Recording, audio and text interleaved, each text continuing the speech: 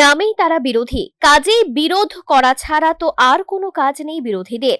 ভালো কাজ করলেও তারা সেটার বিরোধিতা করবেই, এছাড়া তো আর কোনো কাজ নেই তাদের।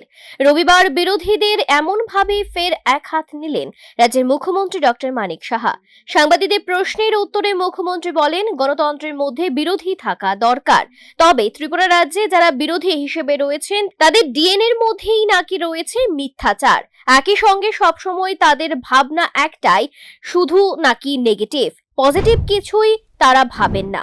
এবং বিরোধী গণতন্ত্রের জন্য খুব প্রয়োজন, কিন্তু সেটা ধনাত্মক ভাবে যদি করা হয় ঠিক আছে। ঋণাত্মক চিন্তাধারায় ওরা মানসিকতা আগেও ছিল, ওরা যখন সরকারেও ছিল, যখন তখনও ওদের ঋণাত্মক মেন্টালিটি ছিল, এখনও একই ঘটনা।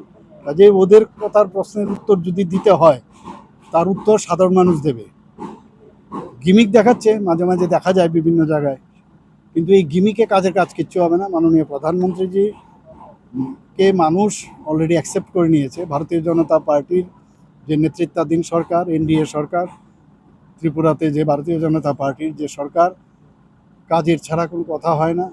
ভালো কাজ, ভালো মানুষের চিন্তা করা, ভালো মানুষের জন্য চিন্তা করা, এই কাজ আমরা করে যাব। ওরা যাই করুক, যাই বাধা বিপত্তি যাই করুক, গিমিক দেখাবে, নানাভাবে মিথ্যা কথা বলে মানুষকে বিভ্রান্ত করার চেষ্টা করছে, ওটা ওদের এখন ডিএনএতে ঢুকে গেছে, কিছু করার নেই।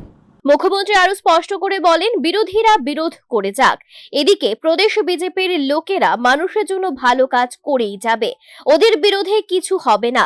শেষ কথা হচ্ছে জনগণ, জনগণের সেবাই আসল কাজ প্রদেশ বিজেপির। Bureau report, news now.